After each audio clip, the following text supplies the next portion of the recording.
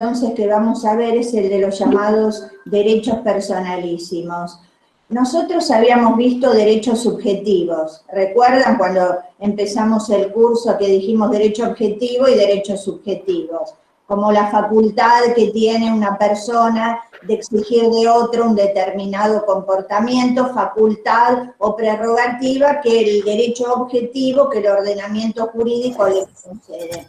Habíamos dicho que los derechos subjetivos pueden tener contenido económico o no, patrimoniales o extrapatrimoniales. Dentro de los patrimoniales vimos reales, personales, intelectuales. Y dentro de aquellos que no se puede valorar en dinero, dijimos que encontramos ejemplos abundantes en el derecho de familia, pero también hemos mencionado los derechos personalísimos, que es el tema de la clase de hoy.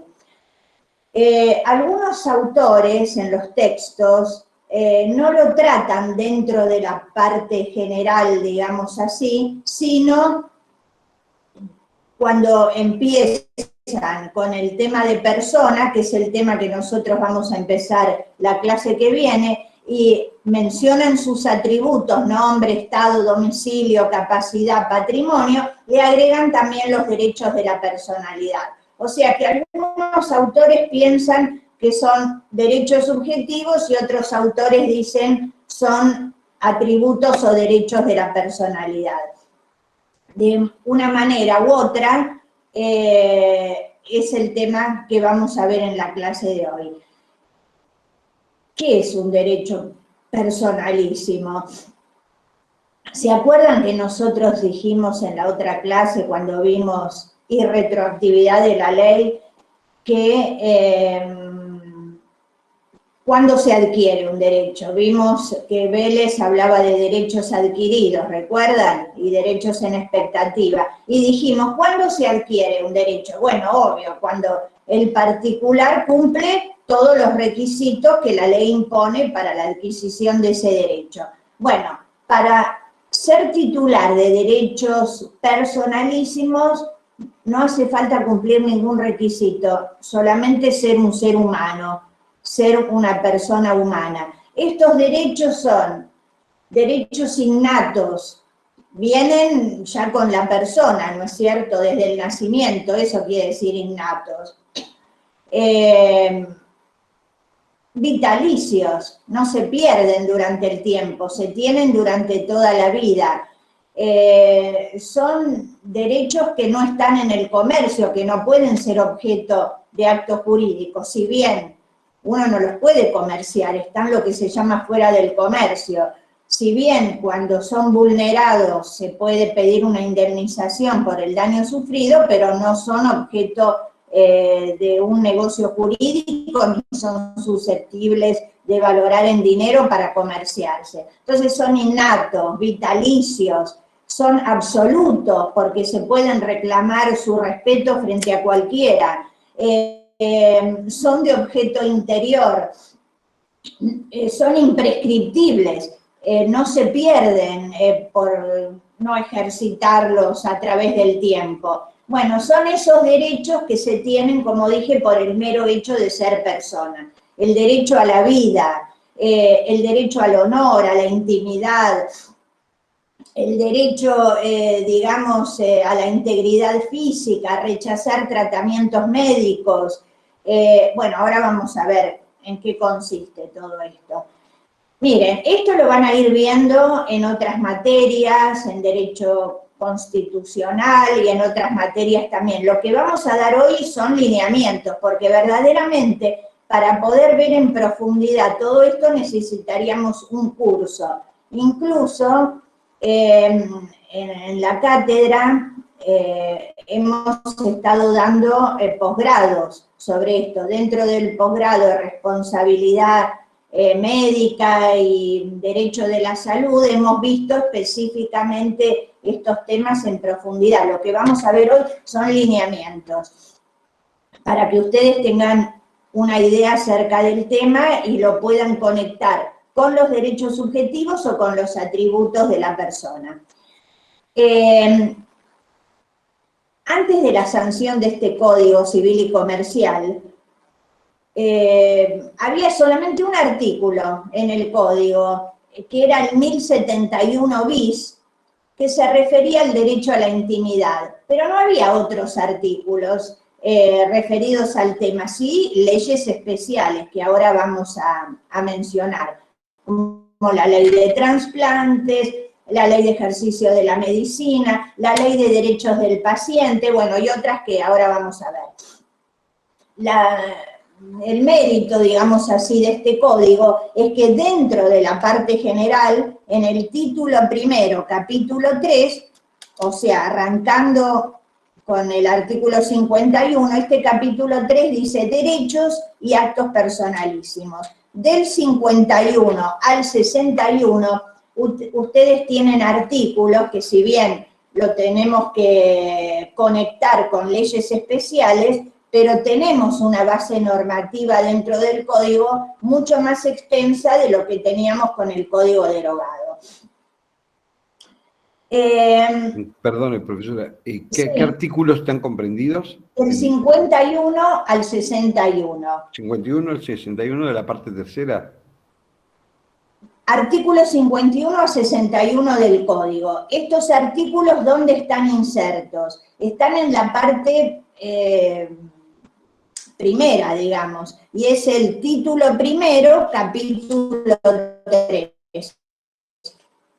Título primero, capítulo 3. Ustedes tienen una parte, un título preliminar, donde se habla del concepto de derecho, se habla de los conflictos de leyes en el tiempo, se regula el tema del abuso, etc.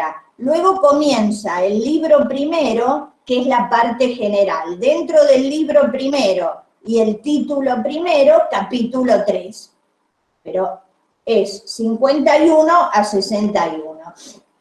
Lo que nosotros vamos a ver son los derechos sobre la integridad física y derechos sobre la integridad espiritual. Si apuntamos a la parte espiritual, vamos a ver el derecho al honor, a la intimidad, a la identidad y a la imagen. Y dentro de la parte física, de la integridad física, hay una serie de cuestiones que ahora vamos a abordar.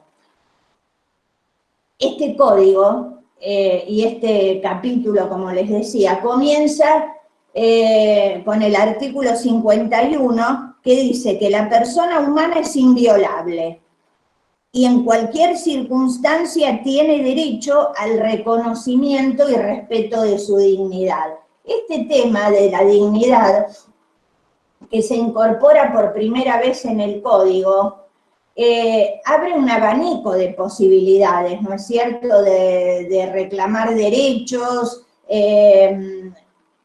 dado que esto no estaba incorporado. ¿Qué es la dignidad humana? Bueno, tendríamos que filosofar un buen rato, ¿no es cierto? Pero pasando de la parte ética, digamos así, vinculándolo con lo jurídico, también la Corte ha dicho que, digamos, la dignidad es la madre de todos los derechos, es el tronco alrededor del cual giran todos los otros derechos. ¿Y qué es la dignidad humana? El respeto a la persona como ser humano, el respeto que merece por el hecho de ser una persona humana, y utilizar, digamos, a la persona como un medio para lograr fines es justamente no respetar su dignidad. Entonces, bueno, vamos a ver cómo aplicamos esto. Increíblemente, la primera vez que una norma en nuestro país se refirió a la dignidad fue la Ley del Consumidor, cuando estableció que el consumidor merece un trato digno. Luego se incorporó al código, bueno, tenemos este artículo 51, después vamos a ver cuando veamos hecho y acto jurídico, cuando veamos acto jurídico, cómo debe ser el objeto de un acto jurídico, o mejor dicho al revés, porque los requisitos son negativos, cómo no debe ser. No debe ser contrario a la moral, a las buenas costumbres, contrario a la dignidad humana. Ahí otra vez se vuelve a utilizar la expresión. Bueno, dentro de estos derechos personalísimos a la integridad física, a la integridad espiritual, bueno, derecho a la vida es obviamente el principal, ¿no es cierto? Que algunos autores dicen derecho a la vida, bueno, parece que uno pudiera exigir la vida de otro. En realidad, por ahí sería mejor decir derecho de vivir. Y acá hay una serie de temas vinculados, ¿no es cierto? Por ejemplo, el tema del aborto, del feto anencefálico, el tema de la eutanasia. Con el tema del aborto, bueno, sabemos que hay una ley que se dictó no hace mucho tiempo al respecto, pero también, por otro lado, tenemos el artículo 19, que lo vamos a ver en la clase que viene, que dice que la existencia de la persona humana comienza con la concepción. Entonces, bueno, es como que hay un choque de normativas, ¿no es cierto? El tema del feto anencefálico, ¿qué es eso? Hay personas concebidas, pero no nacidas, que por ahí no han desarrollado el cerebro anencefálico, sin desarrollo del encéfalo. Entonces se planteó el tema de poder adelantar el parto y si eso implica la muerte. En todo caso, se ha dicho en algún fallo que eso no sería darle muerte, porque de todas maneras, si se espera al final del embarazo y la criatura nace, no tiene posibilidades de vivir, justamente por esa circunstancia. Otro tema que se planteó es el tema de la eutanasia, es decir, cuando uno habla de derecho a la vida, dice también hasta cuándo vivir. Uno tiene el derecho sobre el propio cuerpo de decir yo con mi cuerpo hago lo que quiero y si quiero me quito la vida. No, se considera que va contra la moral y las buenas costumbres agredirse y quitarse la vida. Por eso que, digamos, el suicidio no está contemplado como algo, digamos, adecuado, como un derecho que la persona tiene. Entonces, en otras épocas incluso la persona que se quitaba la vida había sanciones, y ustedes dirán, ¿qué sanciones se pueden aplicar contra una persona que ya está muerta, no es cierto? Pero eran incluso sanciones respecto de los herederos o de los lugares donde podían ser enterrados. Bueno, estoy hablando de épocas remotas, ¿no es cierto? Cosas que en la actualidad no existen, pero, digamos, no podemos decir que el suicidio sea un derecho subjetivo, que hay un derecho de la persona a quitarse la vida. ¿Y la muerte digna, eutanasia, profesora? ustedes saben que, bueno, a eso vamos ahora y lo vamos a conectar con otro tema que viene después. Bueno, ¿qué es eutanasia? Justamente, Pastor, está relacionado con el tema, ¿no es cierto? ¿Saben, conocen la palabra? Sí, es el ejercicio de la medicina para terminar con la vida.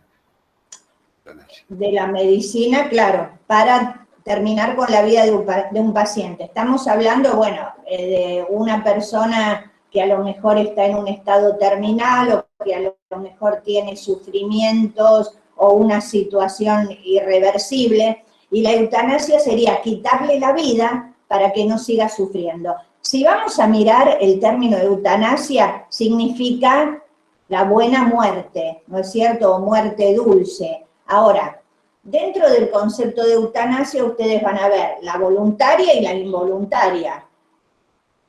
Y después vamos a ver si está permitido o no nuestro derecho. La voluntaria sería cuando el paciente lo pide, ¿no es cierto? La involuntaria es aquella que el paciente ya no está en condiciones de pedir nada y son los familiares los que deciden esa circunstancia. Y después está la activa y la pasiva. La eutanasia activa sería suministrarle al paciente algo para que acabe con su vida, es decir, hacer algo para que la vida termine. Y la eutanasia pasiva es al revés, no hacer lo que habría que hacer o lo que se viene haciendo. Por ejemplo, no suministrarle los medicamentos, no suministrarle los tratamientos, de tal manera que se termine con la vida. Bueno, ya les digo que nuestro país no acepta la eutanasia. La ley de muerte digna, que es la ley 26742, lo que dice es otra cosa, que ahora lo vamos a ver. Es decir, la ley de ejercicio de la medicina... Perdón, profesora, ¿podrías repetir la ley? ¿Qué ley es? Sí, ahora lo vamos a ver bien. La ley 26742, que es del año 2012. Esta ley 26742, ¿qué hizo? Modificar la ley de derechos del paciente, la 26529, y modificar también la ley de ejercicio de la medicina, la 17132. Tenemos un cúmulo de leyes que mencionar, entonces vuelvo a repetir. La 17132 es la ley de ejercicio de la medicina. La ley 26529, la ley de derechos del paciente, y la ley 26742 es la ley de muerte digna, que en realidad uno dice muerte digna, se introdujo la eutanasia en nuestro país. No. Ahora vamos a ver en qué consiste. Bueno, claro, hay que distinguir entre suministrar a una persona los tratamientos adecuados y proporcionados a su estado, que suministrarle a la persona tratamientos extraordinarios, digamos, seguir insistiendo con actos médicos sabiendo que no van a dar resultado alguno. Una persona que está en un estado terminal, y para eso digamos que es un estado terminal, es la persona que se encuentra en un estadio de su enfermedad que ya no tiene vuelta atrás y que la muerte se va a producir en poco tiempo. Entonces, la persona que está en un estadio terminal de su enfermedad, esto lo vemos mucho con los pacientes oncológicos, ¿no es cierto? O bien una persona que está en una situación en que la enfermedad es irreversible y no hay posibilidades de recuperación. Se puede seguir insistiendo con tratamientos pesados, digamos, para la persona que no van a dar ningún resultado y que es lo que se ha dado en llamar con un término que la verdad que nos produce un poco de impresión, que es el encarnizamiento terapéutico o el exceso terapéutico. Es decir, una persona que está a lo mejor en una terapia intensiva, todo conectado o digamos, haciéndole tratamientos molestos y sabiendo que no va a dar resultado porque la muerte se va a producir en poco tiempo. Es lícito cesar en ese tipo de tratamientos desproporcionados. Miren lo que dice la ley, ahora lo vamos a ver, que son desproporcionados. Entonces, los tratamientos proporcionados a su estado hay que seguir dándolos. Pero miren, esta ley de muerte digna, como les decía recién, la 26742, modificó la ley de derechos del paciente, el inciso G del artículo 59 de derechos del paciente. Y esto vino a quedar plasmado, esa parte, en el artículo que ahora vamos a ver, que es el 59 también, inciso G. Y lo voy a leer. Este inciso G del artículo 59 del Código es la letra exacta de lo que estableció la ley 26742. Y dice que en caso de o cuando se encuentra en un estado, coloquen en igual situación, el paciente tiene derecho a rechazar tratamientos o digamos procedimientos quirúrgicos de hidratación, alimentación, de reanimación artificial o el retiro de medidas de soporte vital cuando sean extraordinarias o desproporcionadas en relación con las posibilidades de mejoría que puede tener el paciente, o que produzcan un sufrimiento desmesurado o tengan por único efecto la prolongación en el tiempo de ese estado terminal, irreversible o incurable. Esto no es eutanasia, porque no es que se está haciendo algo para que termine la vida del paciente, es evitar tratamientos, procedimientos, actos médicos desproporcionados, insistir en algo que no va a dar resultado y que el único efecto es prolongar en el tiempo la agonía. Por eso se llama exceso terapéutico. Pero ¿cuándo se puede? Que ahora vamos a ver en qué consiste esto. Cuando se está en un estadio terminal o cuando la persona ha sufrido lesiones que lo pongan en la misma situación. Enfermedad irreversible, incurable, o cuando se encuentre en estado terminal o haya sufrido lesiones que lo pongan en esa situación. ¿Qué puede hacer el paciente? O bueno, si no lo puede el paciente. Se puede negar, profesora, pero y el tema de cómo juega en estas cuestiones el tema del juramento hipocrático de parte de los médicos, porque acá hay... Bueno, justamente el médico, digamos que ha hecho todo lo posible por salvar la vida del paciente, ¿no es cierto? Pero acá no va a poder salvar la vida del paciente. Está muy bien el juramento hipocrático, y la ley 17.132 también va en ese sentido, la ley de ejercicio de la medicina. Pero acá es, vuelvo a insistir, una enfermedad irreversible, incurable, que, digamos, se trata de tratamientos desproporcionados que el único efecto que pueden hacer es prolongar la agonía. ¿Por qué no dejar morir a la persona naturalmente? No se le está provocando la muerte, se está dejando, digamos, que la naturaleza decida, ¿no es cierto? Entonces, ¿qué pueden hacer? Rechazar tratamientos. A ver, una persona que está internada haciéndole tratamientos, por ahí podría ser externada, estar en su casa, con su planta, con su perrito, con sus afectos, y no en una terapia intensiva donde la pueden ver media hora por día, ¿no es cierto? Sabiendo que esos tratamientos no van a dar resultados. Estamos hablando de un estadio terminal, ¿no es cierto? O de una situación. ¿Qué es lo que pueden hacer? Rechazar esos tratamientos, incluso la desconexión. Miren, hubo antecedentes en Estados Unidos de gente que pedía la desconexión, o por ahí gente que estaba en un estado vegetativo, conectado, el cónyuge pedía la desconexión y los padres se oponían a la desconexión. Fueron fallos conocidos como el de Nancy Cruzan y demás. Y también en nuestro país hubo fallos al respecto. Ahora, específicamente, la ley dice que eso no es eutanasia, porque las prácticas eutanásicas no están permitidas.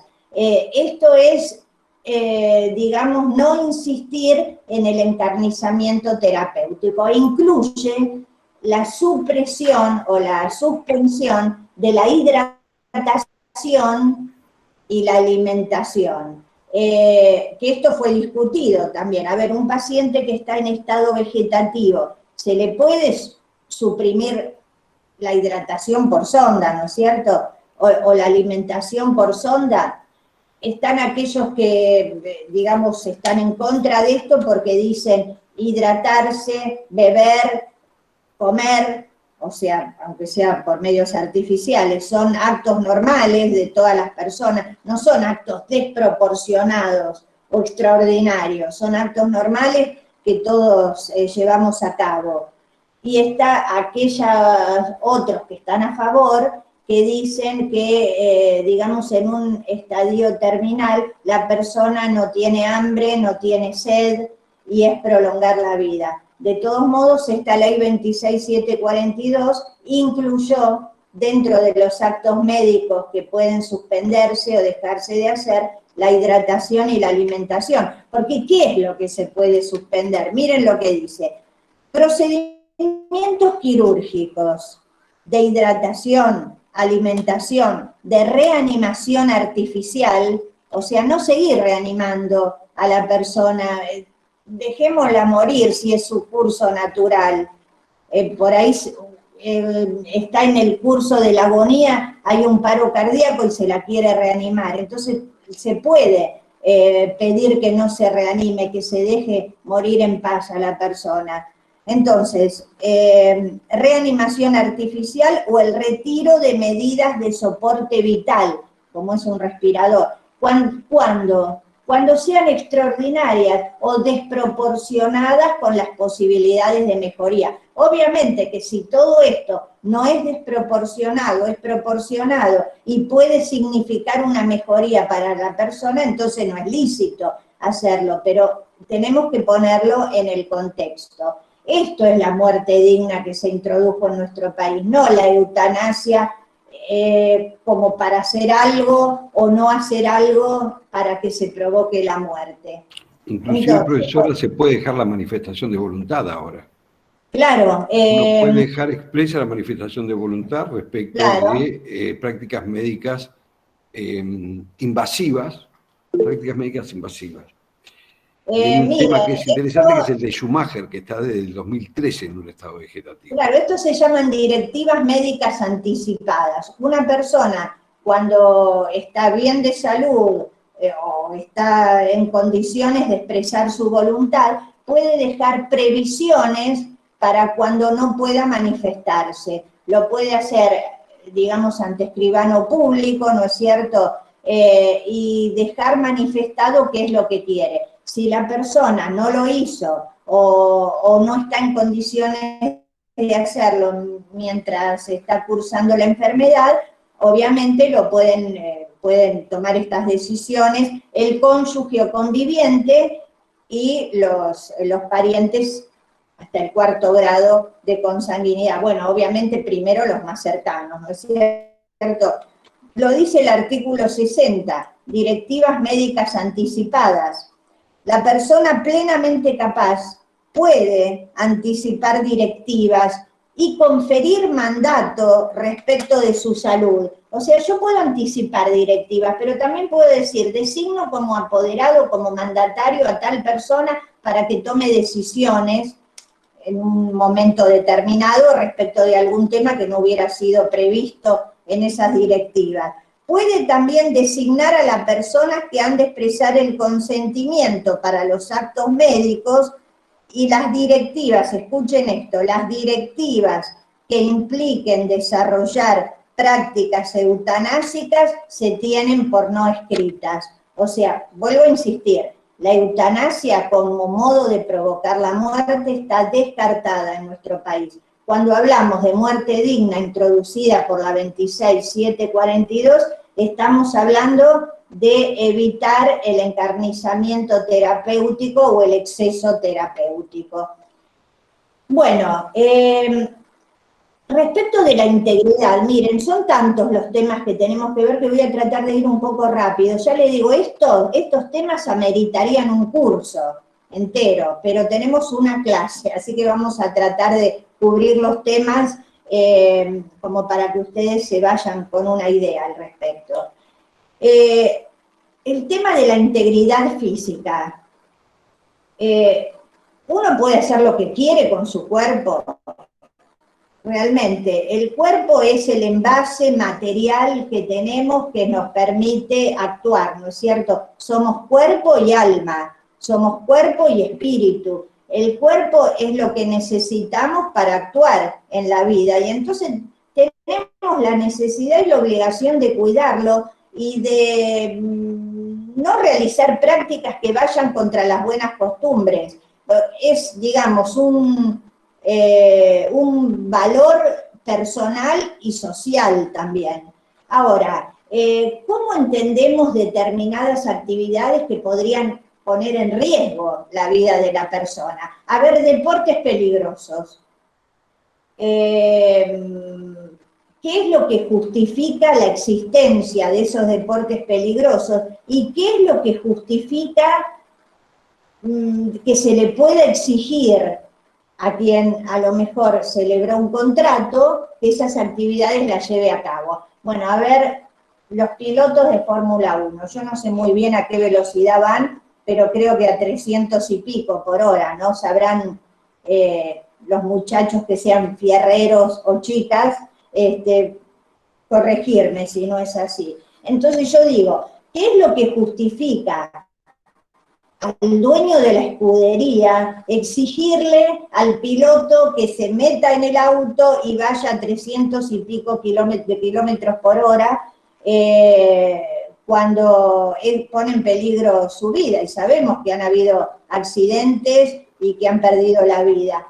Entonces, bueno, lo que se entiende es que esto sería lícito exigirlo cuando hay una idoneidad de la persona que realiza la actividad o una profesionalidad. Es decir, el dueño de la escudería no podría exigirle a cualquier persona, bueno, hacer un contrato y exigirle a cualquier persona que no tenga práctica esas actividades.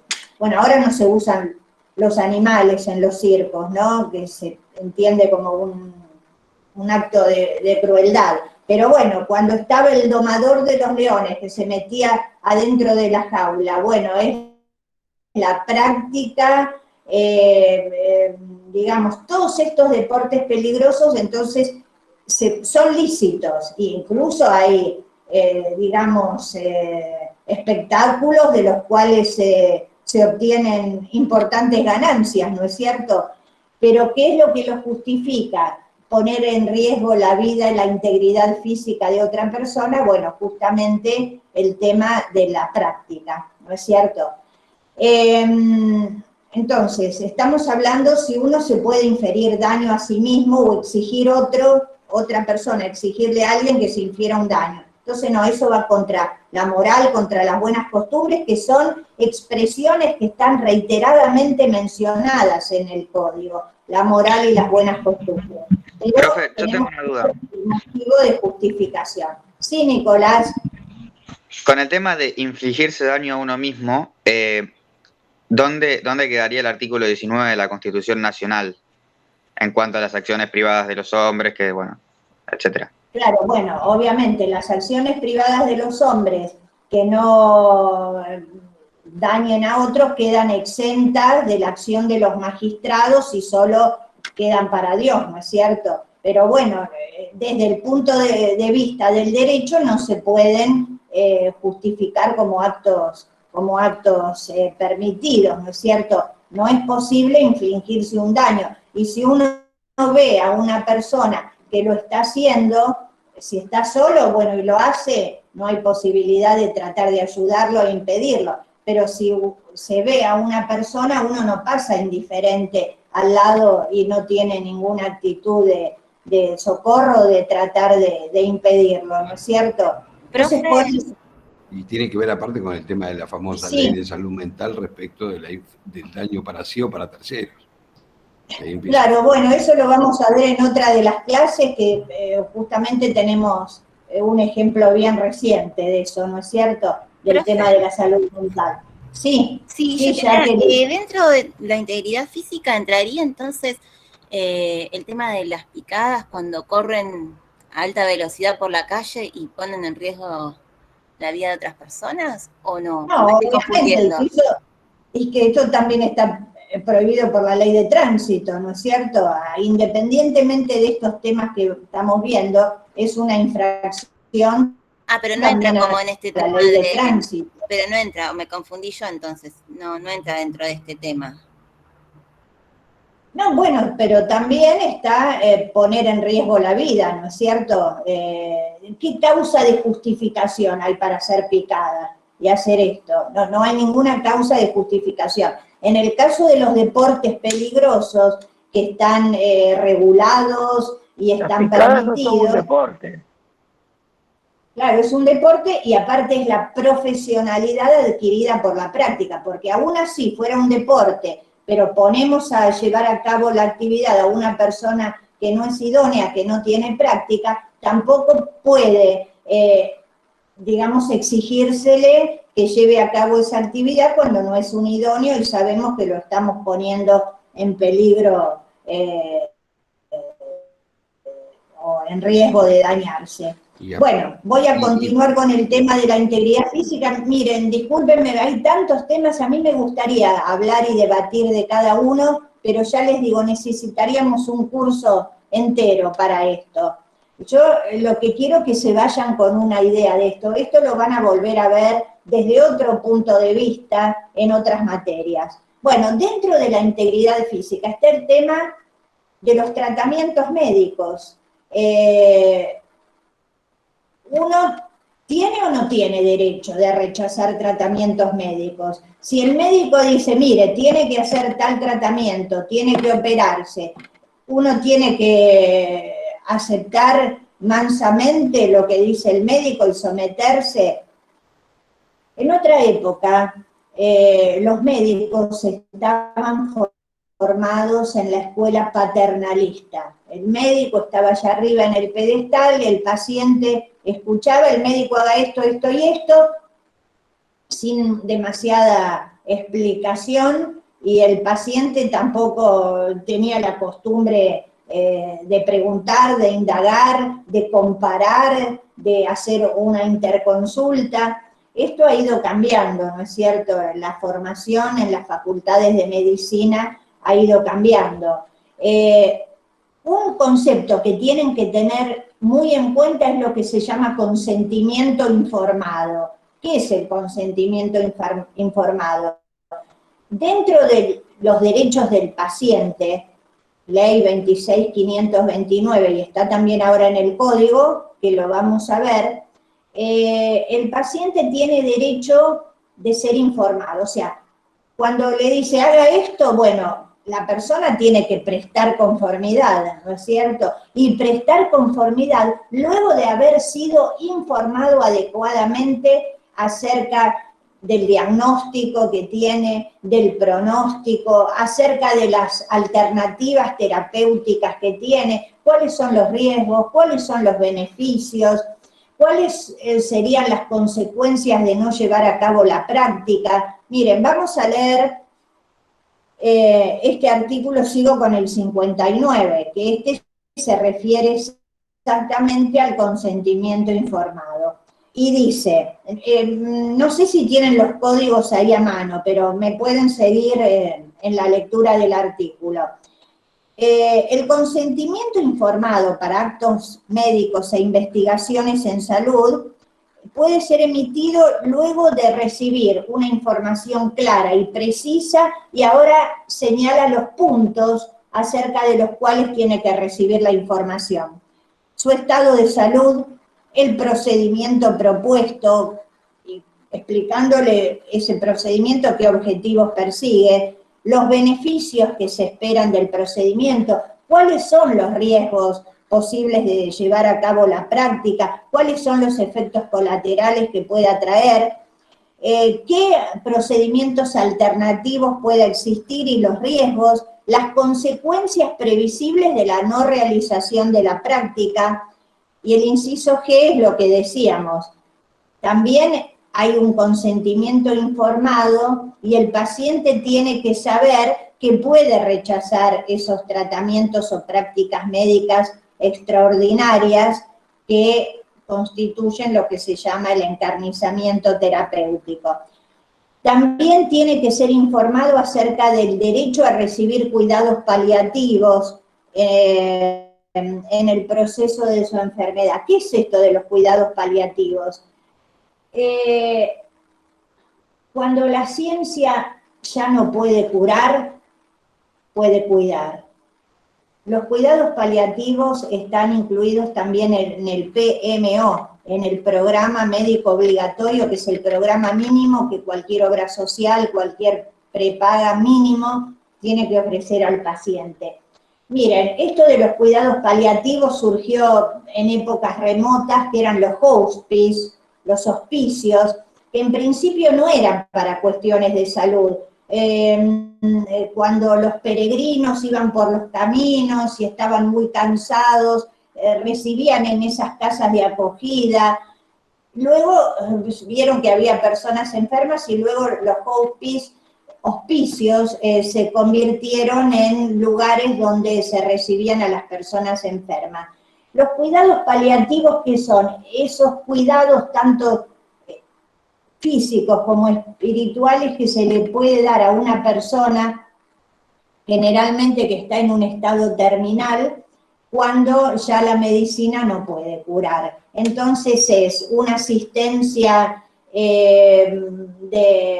interdisciplinaria, médicos, enfermeras, digamos acompañantes terapéuticos, también un sostenimiento de tipo espiritual, con un psicólogo, darle si la persona tiene una fe determinada, poder acercarle al ministro de su religión. Esos son los cuidados paliativos, que pueden ser domiciliarios o hay lugares determinados.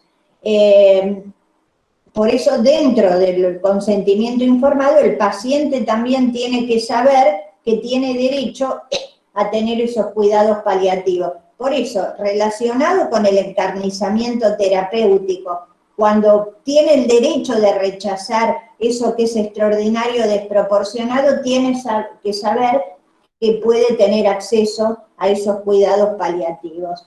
Entonces, bueno, cuando se prescribe un tratamiento, un acto médico, hay que prestar un consentimiento informado. Cuando uno va a hacerse un estudio determinado, yo, mire, justamente me tengo que hacer una tomografía hoy, y ya la vengo haciendo desde hace rato por un problema de salud. Entonces yo sé que me hacen firmar el consentimiento informado por escrito, donde se informan cuáles son los riesgos, cuáles son los beneficios, y entonces se requiere del paciente la conformidad y decir que ha sido debidamente informado de los riesgos que la práctica puede traer. O sea, el paciente puede rechazar un tratamiento, un acto médico, una operación, no está obligado a hacerlo. Todo esto es un derecho del paciente, está acá en el código y está en la Ley de Derechos del Paciente, vuelvo a insistir, 26.529, y todo esto también nos lleva a pensar en las transfusiones de sangre. Y en problemas que se suscitaron con los testigos de Jehová que no admiten recibir sangre de otra persona. Entonces, ¿qué hace el médico ante esta situación? Cuando el médico prescribe una transfusión de sangre y entiende que eso va a ser fundamental para conservar la vida del paciente y el paciente se niega. Bueno, en los hospitales y en los sanatorios están los comités de bioética. Los comités de bioética que están formados por médicos, enfermeros, abogados y una persona como representante del pueblo, digamos así. Cuando hay casos difíciles, se reúnen, los discuten y toman una decisión al respecto. Obviamente, sí, Nicolás, el caso Zaguirre-Dib, pero el caso Zaguirre-Dib lo vamos a ver ahora, lo a mencionar en el tema de los trasplantes también. Entonces, en estos casos, ¿qué se hace? El médico, como dijo Pastor hace un ratito, hizo el juramento hipocrático de salvar la vida del paciente. El paciente se niega, ¿qué hace el médico? ¿Se queda impávido y no hace nada? Bueno, esto llegó a tribunales muchísimas veces, el tema del rechazo a las transfusiones de sangre, y la jurisprudencia ha sido oscilante. En algunos casos hizo lugar al pedido médico de que se proceda a la práctica, y en otros lados, en otros fallos, se privilegió la libertad de conciencia, la libertad religiosa, y no se hizo lugar. En algunos casos no se hizo lugar a la práctica, el paciente murió. En otros no se hizo lugar a la práctica y el paciente se salvó igual. O sea, la jurisprudencia ha ido oscilando. Ha habido casos señeros en este tema. Ahora, donde la jurisprudencia ha sido más concordante en hacer lugar a la práctica es cuando se trata de padres que niegan la transfusión a sus hijos menores de edad. Ahí ha habido más concordancia de la jurisprudencia porque se ha entendido que si bien hay una libertad religiosa o libertad de conciencia, los padres tienen la obligación de proveer todos los medios necesarios para atender a la vida y a la salud de sus hijos menores de edad. Bueno, esto es el tema de los rechazos a los tratamientos. Después tenemos el tema de las operaciones. A ver, ¿cuál es la causa de justificación del médico que toma un bisturí y corta? ¿No es cierto? Porque eso es una operación. Bueno, salvo que sea una laparoscópica. Pero ¿cuál es la causa de justificación? Bueno, ustedes me dirán, salvar la vida del paciente, obviamente, o salvar o corregir un problema de salud del paciente, más el consentimiento informado. Porque la necesidad de corregir un problema de salud no basta, se necesita la conformidad del paciente. Ahora, y las operaciones de cirugía estética, que no es para salvar la vida del paciente, ni corregir un tema de salud, bueno, ¿cuál sería la causa de justificación del médico que daña? Bueno, daña en el sentido de que corta, ¿no es cierto? Después repara el daño del corte, obviamente. Ahí sería solo el consentimiento informado. Hay distintos tipos de operaciones que el paciente puede aceptar o rechazar. Estos que les digo, operaciones por un problema de salud, operaciones de cirugía estética, tenemos que hacer mención de la ley de trasplantes y tenemos que hacer mención de las operaciones de cambio de sexo, que está relacionado también con la ley de identidad de género, que dentro de un momentito vamos a hacer referencia a ella. Vayan acordándose los números. Así como la 26742 era la de muerte digna, la siguiente, la 26743, es la ley de identidad de género. Bueno, ¿qué es esto del tema de los trasplantes? A veces para corregir un problema de salud se necesita trasplantar un órgano o algún tejido ajeno, ¿no es cierto? La ley de trasplantes es la ley 24193. Ha habido varias leyes de trasplantes, esta es la última, con las modificaciones de la 26606. Entonces, 24193, ley de trasplantes, con las modificaciones de la 26606. Hay dos tipos de trasplantes, el trasplante in vivo y el trasplante cadavérico, o sea, el trasplante de un órgano que se le extrae, que se ablaciona, por eso la ley se llama de ablación de órganos, sin H, porque no es de hablar, sino de extraer, ablación, sin H y con C. Se extrae de una persona viva para implantarla en otra, o bien se extrae de un cadáver para implantarlo en otra persona. Respecto del trasplante, sí, Giselle. Ablación de órganos o de tejidos humanos. Gracias.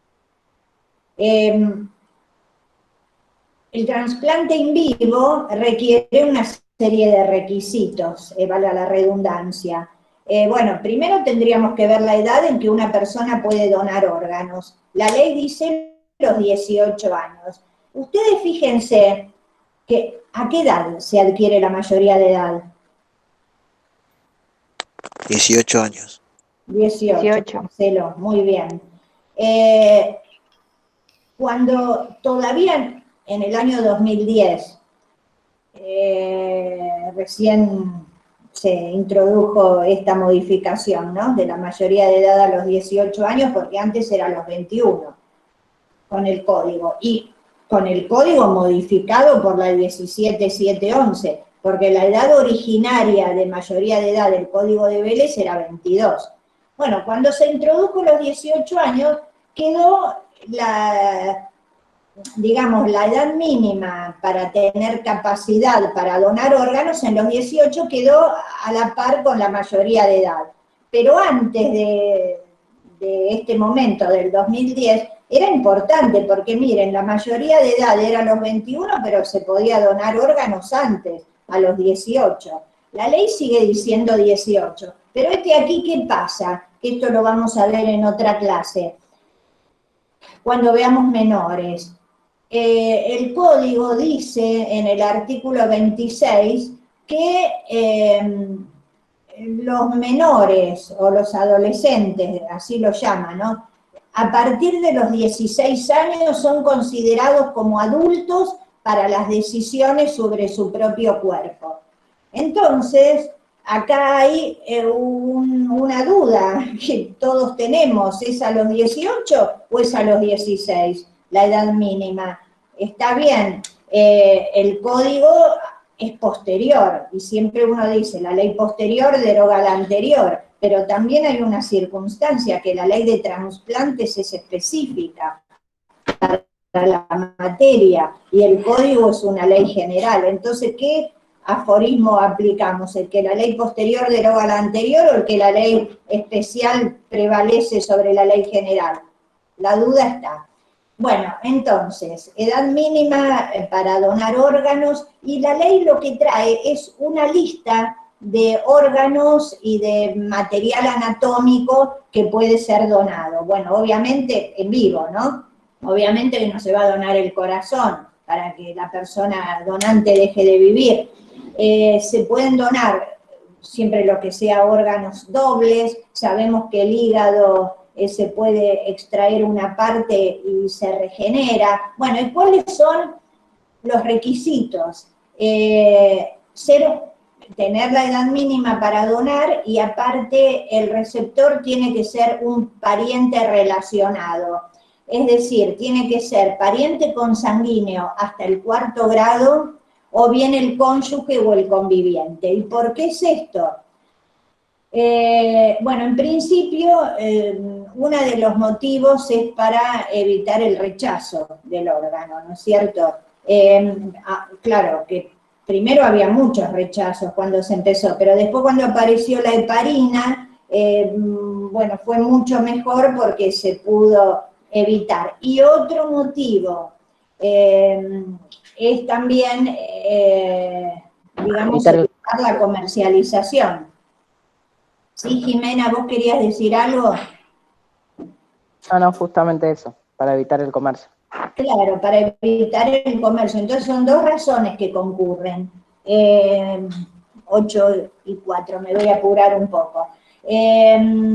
Bueno, entonces, y respecto del tema de la médula, el donante de médula ósea es distinto, porque ahí no se requiere ser pariente relacionado, e incluso podría haber una edad menor de los 18 años. Pero ustedes me dirán, pero hemos visto, digamos, casos de donación de órganos de personas que no eran parientes. Me estoy acordando en este momento de la cantante Sandra Mianovich, que le donó a su ahijada un riñón. Después me acuerdo también del caso de un maestro en Río Negro que le donó a un alumno, y entonces ustedes dirán, pero ¿cómo? No son parientes relacionados. Bueno, han recurrido a la justicia, han pedido autorización judicial, y la justicia les dio la autorización. Me acuerdo que contaba Sandra Mianovich que cuando tuvo la audiencia personal con el juez, y el juez le preguntó los motivos por los cuales quería llevar a cabo ese acto, y ella dijo que solamente era el amor que sentía por su ahijada. O sea, por otro lado, de esa manera se realzan y se valoran los sentimientos de amor y de solidaridad hacia el prójimo, ¿no es cierto? Pero la ley contiene esa limitación. El caso de Saguir y Dib, que mencionaron, eran dos hermanos, el hermano, una chica y un muchacho, el hermano necesitaba un trasplante de un riñón y la única compatible era la hermana, que no tenía 18 años. Bueno, entonces esto llegó a la justicia. También, bueno, hubo algún fallo de una señora que era curadora de su hija declarada incapaz, y pidió la autorización para que se le extrajera un órgano a su hija para implantárselo a otro de sus hijos, que era la única manera de salvar su vida. Pero ahí no se dio autorización porque se dijo que la expresión de voluntad es personal, no puede ser emitida a través de otro que no haya sido autorizado por la persona. Es una decisión personalísima. Bueno, después está el tema de los trasplantes cadavéricos, ¿no es cierto? Hay que expresar la voluntad o no, o si uno no dijo que no quiere, procede. Esto es lo que le agregó la ley posterior a la ley de trasplantes, que es el consentimiento presunto, que ha sido muy discutido, pero en definitiva lo que dice que si alguien no expresó una voluntad contraria, es como que aceptó. Nosotros vamos a ver más adelante que el silencio no es expresión de voluntad. ¿Vieron eso que se dice vulgarmente? El que calla otorga. Bueno, en derecho no corre, salvo casos especiales. Bueno, este es un caso especial porque es una excepción. Quien no expresó su voluntad contraria, en caso de cadavérico, ¿no? Por supuesto, bueno, se considera que no se opuso. Bueno, otro tema que tenemos que ver es el tema de las exequias. A ver, bueno, pero lo vamos a dejar más adelante porque nos falta un tema. Dentro del tema de operaciones, la de cambio de sexo, que me olvidaba. Yo les dije, la ley 26.743 trajo lo que se llama identidad de género. Lo vamos a ver ahora dentro de un momentito cuando hablemos de la identidad. Pero bueno, estas operaciones, hay operaciones que estaban prohibidas en la ley 17.132 de la medicina, el ejercicio de la medicina. Estas dos operaciones que voy a mencionar estaban prohibidas y ya no lo están. La contracepción quirúrgica, o sea, la esterilización, si lo podemos llamar así, como método anticonceptivo.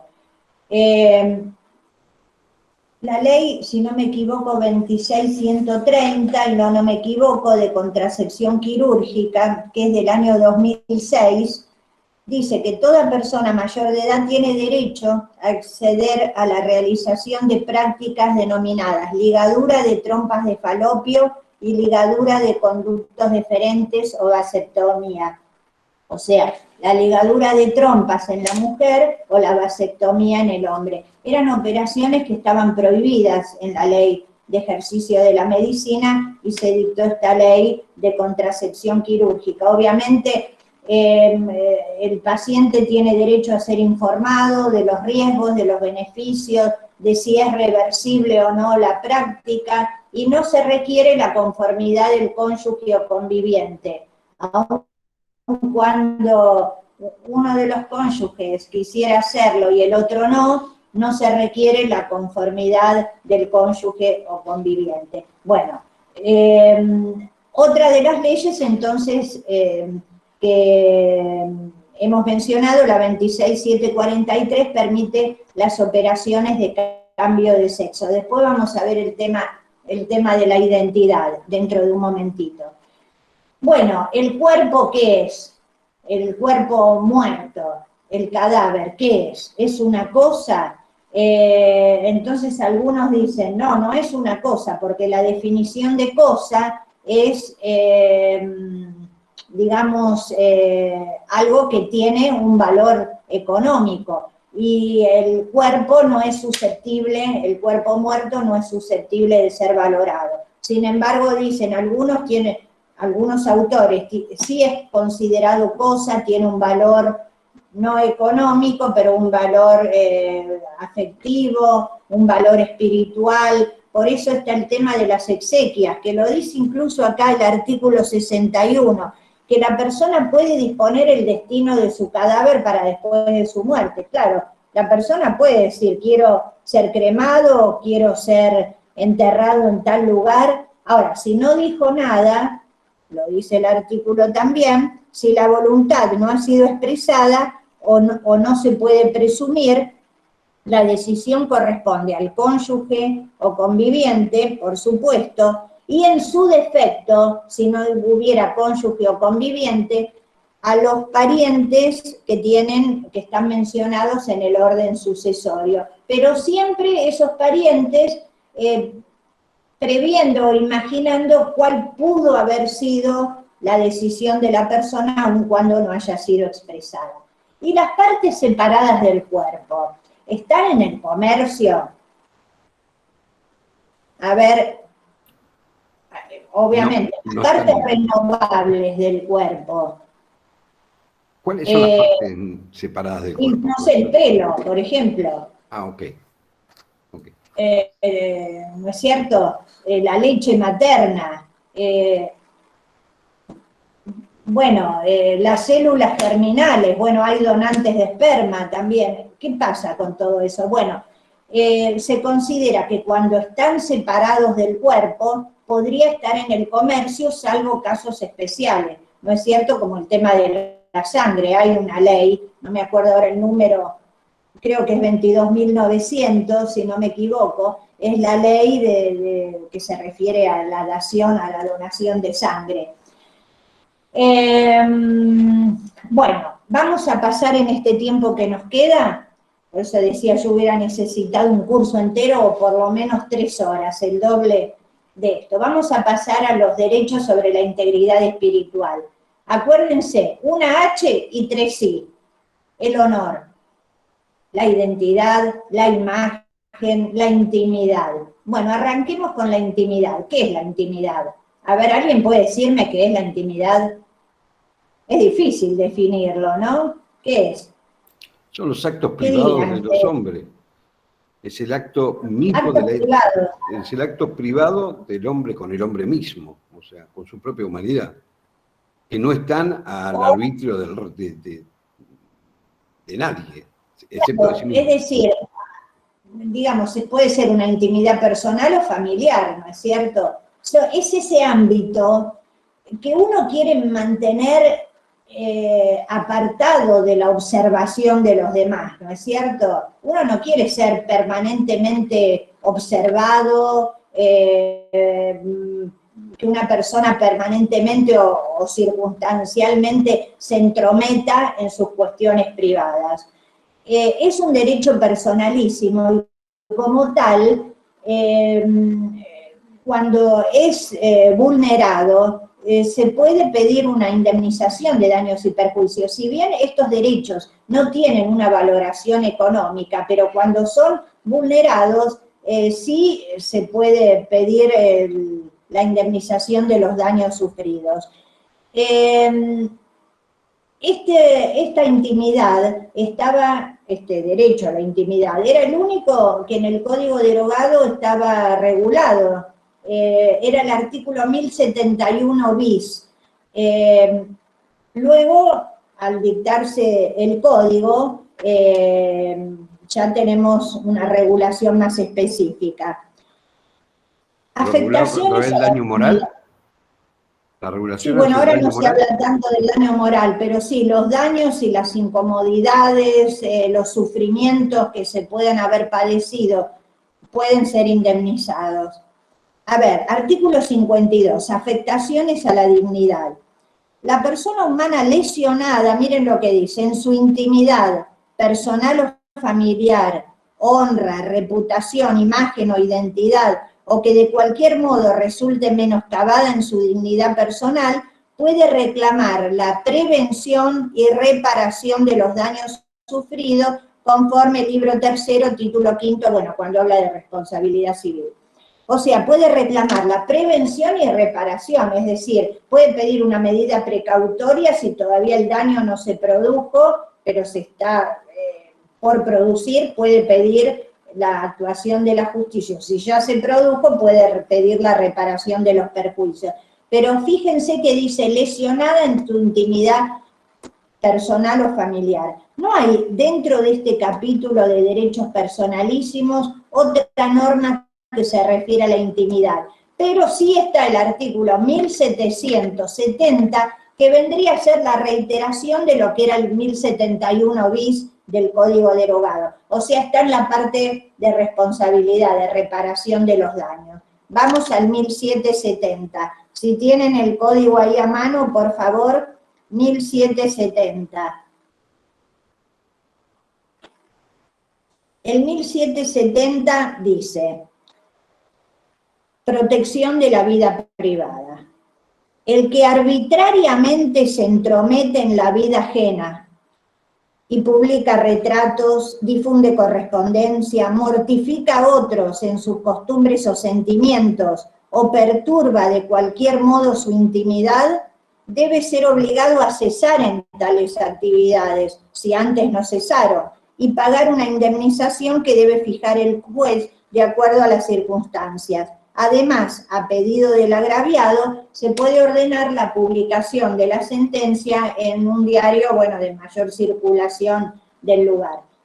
Ustedes fíjense, utiliza una palabra que ya lo decía el artículo 1071 bis del derogado. Algunos autores querían que se sacara, pero los legisladores de este Código Civil y Comercial unificado la mantuvieron. El que se entromete arbitrariamente. ¿Qué quiere decir arbitrariamente? Con voluntad e intención y con discreción de lo que está por hacer. Claro, no solamente eso, sino sin derecho sería arbitrario, algo que no tiene fundamento, que no tiene un motivo, una justificación.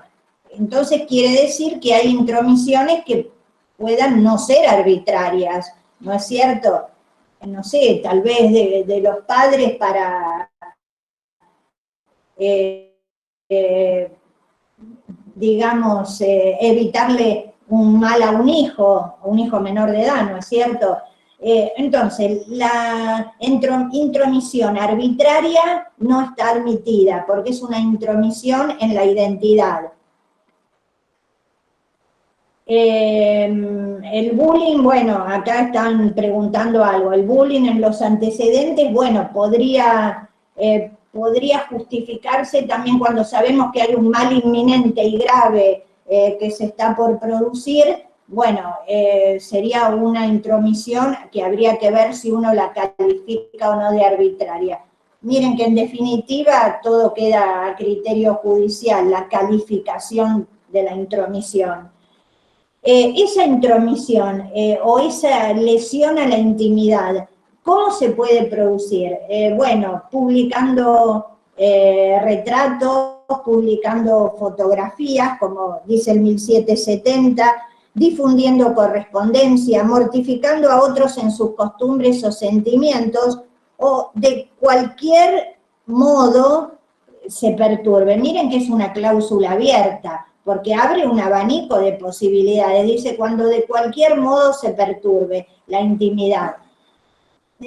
Claro, todos tenemos intimidad, pero obvio que los personajes públicos por ahí tienen un ámbito más reducido de intimidad, porque son públicos, concitan la atención de las personas. Obviamente que mi intimidad no es la misma que la intimidad de Susana Jiménez, por ejemplo, ¿no es cierto? No es que ella no tenga intimidad, pero bueno, los personajes públicos concitan la atención. Bueno, y esos programas de chimentos siempre están ahí en el borde de la lesión a la intimidad o no. También se ha considerado en algunos fallos digamos que hay personajes públicos como que incitan a exponer su vida, y entonces tal vez la intromisión en la intimidad es juzgada de una manera más leve que con una persona que no expone su vida constantemente. Hubo un fallo señero, Ponseti de Balbín, Ponseti con Z, Ponseti de Balbín, Indalia, con Editorial Atlántida. ¿Qué había pasado ahí? ¿Saben quién es Balbín? Ricardo Balbín, ¿saben quién es? Sí, fue un radical, un dirigente del radicalismo, y ese caso particularmente porque afectaba la moral de Ricardo Balbín. Bueno, ¿qué pasaba con Ricardo Balbín? Bueno, como dijo muy bien Pastor, era un político radical de la UCR, no llegó nunca a presidente, pero bueno, también lo recordamos por uno de los hechos. Cuando murió Perón, lo despidió en el entierro y dijo, este viejo adversario despide a un amigo. Bueno, ¿qué pasó con Ricardo? Bueno, estaba enfermo, lo internaron en la clínica Ipensa de La Plata, estaba, bueno, así como decimos, en una terapia intensiva, todo conectado con los cables, y un fotógrafo de la revista, que en ese momento se llamaba Gente y la Actualidad, estoy hablando del año 70, más o menos, entró subrepticiamente a la clínica, le sacó fotos en su cama de terapia intensiva, o sea, lo sacó, digo, se introdujo subrepticiamente, luego Ricardo falleció, y cuando se publicó la revista, que creo que era un jueves, se publicó la revista con él en la tapa, en la cama de terapia intensiva, y ya había muerto hace 1 o 2 días. La esposa, Indalia Ponseti, y el hijo, iniciaron este juicio contra Editorial Atlántida, y fue un juicio, un fallo señero que llegó a la Corte Suprema, ver cómo la Corte fue compatibilizando 2 derechos en pugna, el derecho a la intimidad y el derecho de la prensa a difundir las ideas sin censura previa. Pero claro, hay un límite, ¿no es cierto? ¿Qué pasa cuando hay 2 derechos en pugna? Ahí se hizo lugar a la demanda y se publicó en un diario, como dice ahora el código, pero fue interesantísimo ver los límites, digamos, del derecho de informar, que es un derecho constitucionalmente aceptado. Bueno, después está todo el tema de la real malicia, doctrinas, eso ya lo van a ver, doctrinas que la Corte también aceptó, que el medio no puede ser censurado, no puede haber una censura previa, solamente, digamos, en el caso de que el medio demuestre una total desaprensión y desprecio por saber la verdad, es cuando se puede limitar. Bueno, este fallo fue señero. Otra cosa que me acuerdo es de Maradona. Ustedes dirán, ¿qué tiene que ver Maradona con esto? Pero me acuerdo que en una oportunidad, en esa quinta o casa que tienen en Ezeiza, estaba él con sus hijas que eran chiquitas, bueno, sí, en esa oportunidad, y los periodistas se subieron a los árboles que estaban afuera, para retratar lo que estaba pasando dentro, ¿no? Detrás de las paredes del frente de la casa. Bueno, Maradona no le gustó mucho y salió tirando balas de goma. Claro, bueno, esa no es la manera de defender los derechos personalísimos, ¿no es cierto? Tirando balas de goma, pero verdaderamente había habido un ataque a la intimidad, una intromisión en la intimidad familiar. Bueno, este es un derecho muy importante. También, por otro lado, decimos, bueno, creo que les voy a robar 5 minutos más del tiempo, porque son y 25. La ley de habeas data, 25.306, con todo el tema de las redes, de la informática, todos estamos en las bases de datos. Entonces uno tiene derecho de pedirle a la empresa, por ejemplo, Veraz, Fidelitas y todas esas empresas de informes, la modificación de un dato erróneo, de un dato desactualizado, porque puede ser que alguien haya tenido un incumplimiento y una mora, por ejemplo, en el pago, pero luego la arregló y pasaron, no sé, digo cualquier cosa, 6 años, sigue estando el dato ahí, le sigue perjudicando su actividad comercial, por ejemplo. Entonces uno tiene derecho de pedirle al medio, primero, a la base de datos, primero, qué datos tiene de uno, segundo, que modifique un dato erróneo o que elimine un dato antiguo. Bueno, esa es la ley de habeas data, así como está la ley de habeas corpus, para que tengas tu cuerpo, esto es para que tengas tus datos. Otra cosa es el tema, bueno, de Internet, de los buscadores. Hubo un caso de no hace mucho tiempo, Belén Rodríguez, contra Google y Yahoo, porque había sido puesta como en books de acompañantes, lo habían puesto, o la habían puesto en sitios pornográficos, y entonces el buscador decía que el buscador es un medio para que se acceda a páginas. Bueno, fue importante también e interesante ver, digamos, la opinión de la Corte en este sentido. Bueno, este es el derecho a la intimidad. Derecho a la imagen. A veces la intimidad se viola o se conculca publicando imágenes, pero sin embargo, digamos que el derecho a la imagen es un derecho independiente. Uno puede violar el derecho a la imagen sin violar la intimidad de la persona. Pero puede haber casos en que la intimidad se viola publicando imágenes. O sea, es un derecho independiente, pero están conectados. Ustedes fíjense, volvemos al principio del código, derecho a la imagen, es el artículo 53. Es decir, yo no puedo ir por la vida sacándole una foto, por ejemplo, a una persona que pasa al lado. Tengo que pedir su conformidad. Fíjense lo que dice acá. Para captar o reproducir la imagen hay que tener el consentimiento. ¿Saben dónde estaba regulado esto antes del código? Y sigue, porque la ley no se derogó. Puede ser que haya quedado derogada tácitamente por algunas menciones del código. La ley 11.723, miren de qué ley estoy hablando, ¿no es cierto? Que se llamó la ley Noble. Noble por Roberto Noble, no Noble como adjetivo, ¿no? Y ahí se hablaba únicamente del retrato fotográfico, porque obviamente que en esas épocas no había otra imagen que la de la fotografía. Esa ley hablaba de difundir las imágenes. Miren que acá no dice solo reproducir, dice captar también, no solamente para difundirla, sino para tenerla. ¿Qué dice el 53?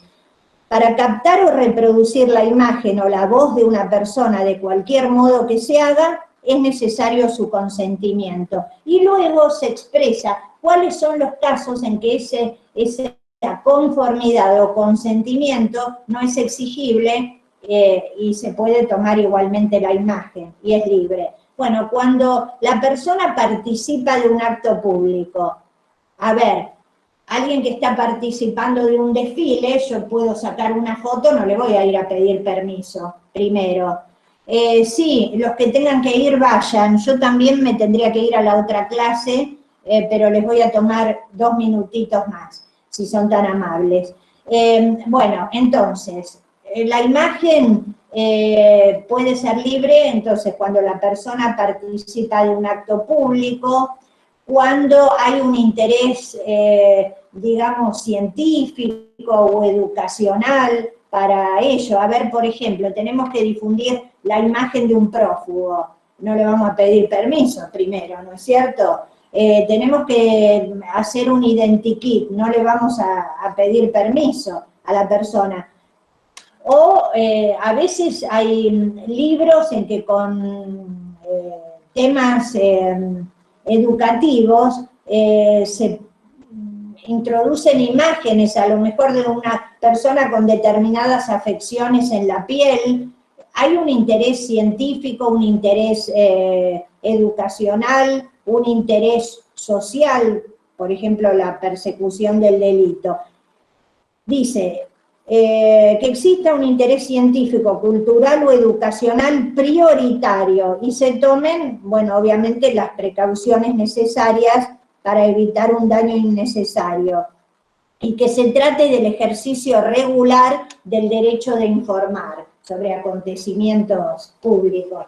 Ejercicio regular, ojo que ustedes vieron en la clase pasada, abuso del derecho, y que la ley 17711 a la palabra ejercicio le agregó el adjetivo regular. Una cosa es el ejercicio normal, regular, conforme a derecho, y otra cosa son los abusos y los excesos, ¿no es cierto? Ahora, cuando la persona muere, los familiares son los que, los parientes, ¿no? Son los que pueden dar la conformidad, y luego de 20 años de la muerte, la publicación de la imagen es libre, siempre que no sea ofensiva, ¿no? Bueno, estamos hablando siempre dentro de los límites de la moral y las buenas costumbres. Me acuerdo de un caso, ustedes, bueno, son jovencitos, hubo un periodista que se llamó Neustadt, que también hizo una acción contra una revista porque lo había publicado en una playa y la malla no la tenía bien colocada. Entonces, era bueno, se veía sus eso. partes íntimas. Bueno, y fue publicado así, bueno, una violación a la intimidad a través de una violación del derecho a la imagen. Derecho a la identidad. El derecho a la identidad, bueno, es un derecho fundamental. Y acá vamos a poner la identidad de género. ¿Qué es esto de la ley de identidad de género, la 26743? Bueno, la identidad, todos tenemos una identidad. ¿Cómo nos presentamos ante los demás? Hay una identidad estática y una identidad dinámica. La identidad estática es aquellos datos que no cambian, por ejemplo, el nombre, el número del DNI, bueno, esos datos. La identidad dinámica hace referencia a los gustos, las preferencias, si uno practica tal religión o no, o ninguna, o una en particular, la preferencia por el club de fútbol, la orientación política, la orientación sexual, todo eso hace a la identidad de la persona. Y a veces ese derecho a la identidad es conculcado. Hablando de la identidad sexual, hemos mencionado la ley de identidad de género. Sabemos que hay personas que sufren una disforia de género, es decir, que no sienten la vivencia del género, no la sienten con el sexo que les fue asignado al nacer. Entonces, en otra época antes de esta ley, que es del año 2012,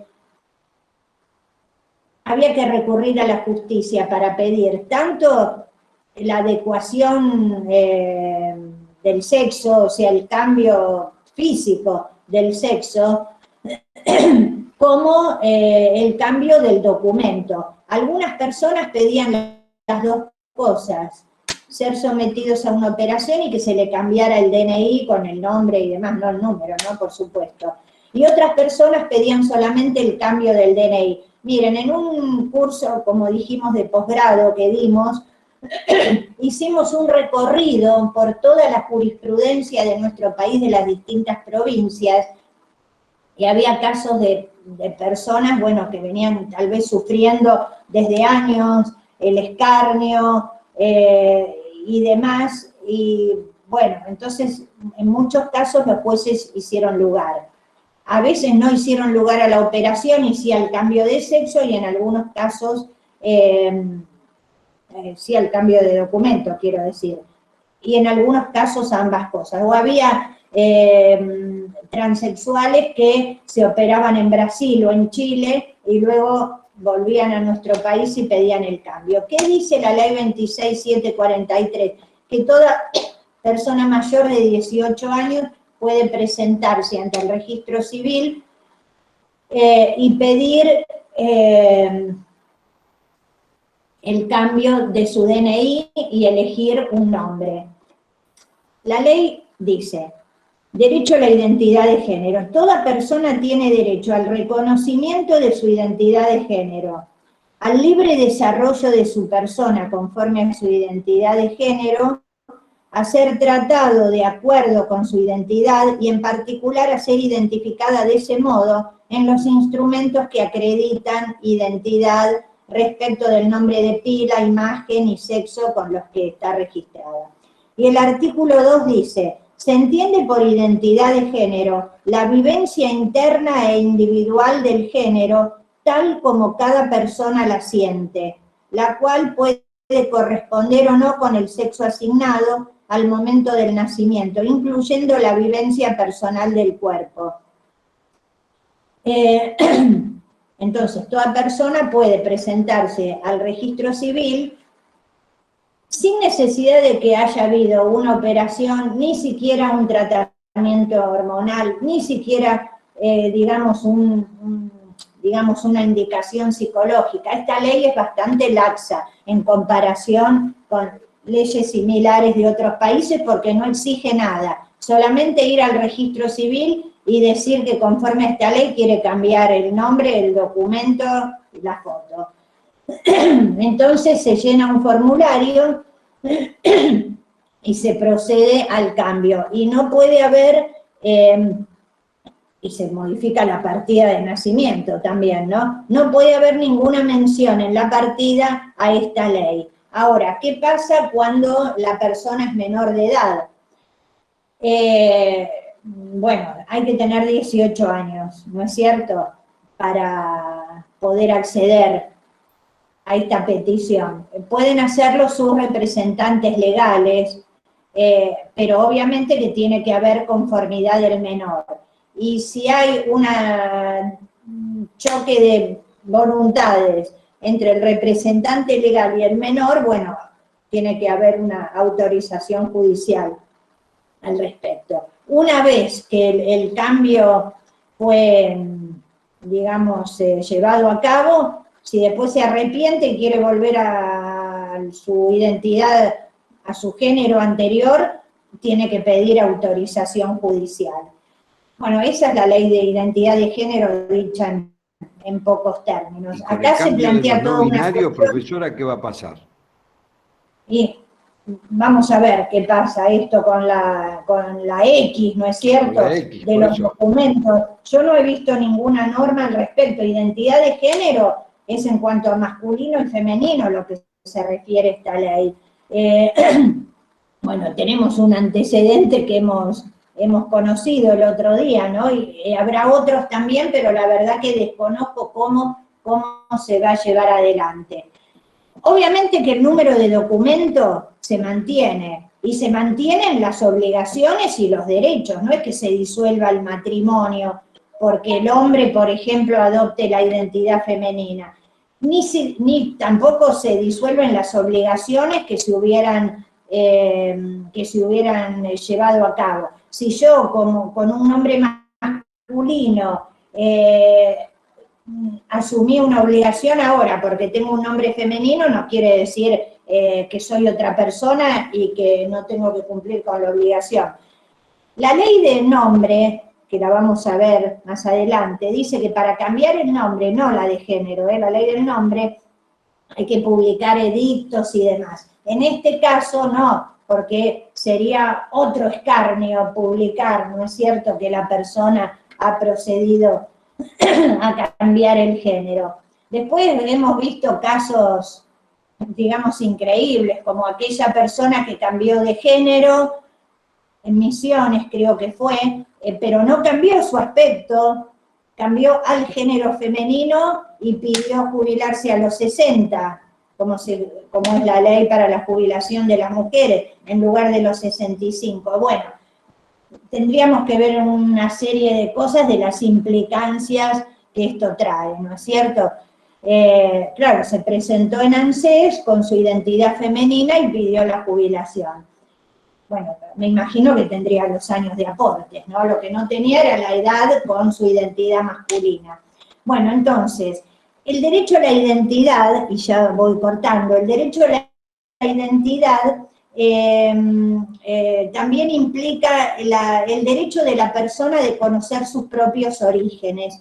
Esto se dio mucho con el tema, digamos, de los niños que habían sido apropiados y el derecho que tienen a conocer su identidad. Pero también ha habido casos contrarios, ¿no es cierto?, de que eran los familiares que querían conocer la identidad y la persona involucrada no quería. Entonces no se le puede hacer compulsivamente una extracción de sangre para verificar el ADN, sino que en casos, fueron conocidos también, se recurrió a tomar el ADN, digamos, con el cepillo de dientes o con un peine donde hay, digamos, manera de poder determinarlo.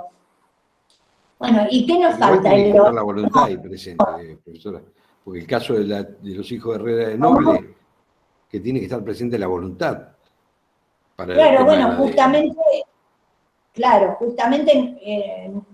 los hijos no querían someterse y no podían ser compulsivamente obligados. Bueno, acá esto de no intervenir sobre el cuerpo de otro, está todo el tema de las vacunas también. Bueno, hay toda una serie de temas que necesitaría muchas horas.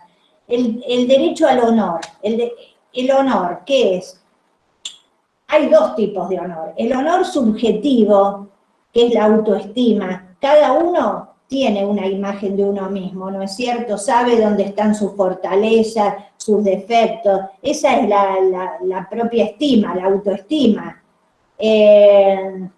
Pero también hay un honor objetivo, que es la imagen que los demás se hacen de uno mismo, la consideración de los demás respecto de la propia persona. Entonces, bueno, acá está todo el tema también de la difusión de noticias falsas que dañan el honor de una persona, todo el tema de la prensa involucrada. Así que, bueno, está un poco relacionado con la intimidad que hemos visto antes. Y otro tema relacionado con esto es el tema del derecho de rectificación o respuesta. Cuando en un medio se difunde una noticia falsa o desnaturalizada o errónea, equivocada, la persona tiene derecho a solicitarle al medio un espacio para aclarar el punto. Generalmente los medios con muchas ganas no lo hacen, ¿no? De muy buena voluntad. Entonces, bueno, en muchos casos se ha pedido judicialmente. Todos estos derechos personalísimos están en un derecho supranacional también, que es el Pacto de San José de Costa Rica. En Costa Rica, en una reunión de la Organización de Estados Americanos, se reunieron y se dictó esto que es el Pacto de San José de Costa Rica. Ahí se habla específicamente de este derecho de rectificación o respuesta. Nuestro país suscribió el tratado, lo aceptó, digamos, lo convalidó, pero no había una norma específica al respecto. Entonces, en muchos casos que se pidió el derecho de rectificación o respuesta, hubo fallos encontrados. Miren, hubo un profesor de nuestra casa, el doctor Miguel Ángel Ekmejian, profesor de Derecho Constitucional, y ya termino, que en una oportunidad, en un programa de Neustad, que yo lo mencioné antes, hubo quien se presentó, hizo manifestaciones como antidemocráticas. Bueno, él, profesor de Derecho Constitucional de nuestra casa, se sintió agraviado en sus sentimientos democráticos, le pidió al programa de Neustad que le dieran un espacio. No se lo dieron, mandó carta documento, no le prestaron atención. Como buen abogado inició una acción judicial reclamando eso. Llegó a la Corte. ¿Qué pasó ahí? La Corte, con la composición que tenía en ese momento, dijo que la norma del Pacto de San José de Costa Rica, aun cuando hubiera sido ratificado por nuestro país, era una norma programática, no estaba en ejercicio, porque necesitaba una norma interna para que la pusieran en funcionamiento. ¿Qué pasó? Unos años después, hubo otro programa de Sofovich, donde se presentó el escritor Dalmiro Sáenz e hizo manifestaciones para Miguel Ángel injuriosas a su sentimiento religioso sobre Jesús y la Virgen María. Entonces él pidió lo mismo, pidió un espacio, no se lo dieron, tuvo que iniciar una acción judicial, llegó a la Corte.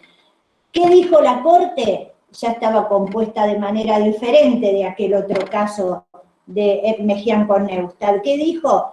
Que la norma del Pacto de San José de Costa Rica no era una norma programática, que era una norma que estaba en vigencia y entonces hicieron lugar al reclamo. Ustedes fíjense, los dos llegaron a la Corte. Mejián con Neustadt dijeron que era programática.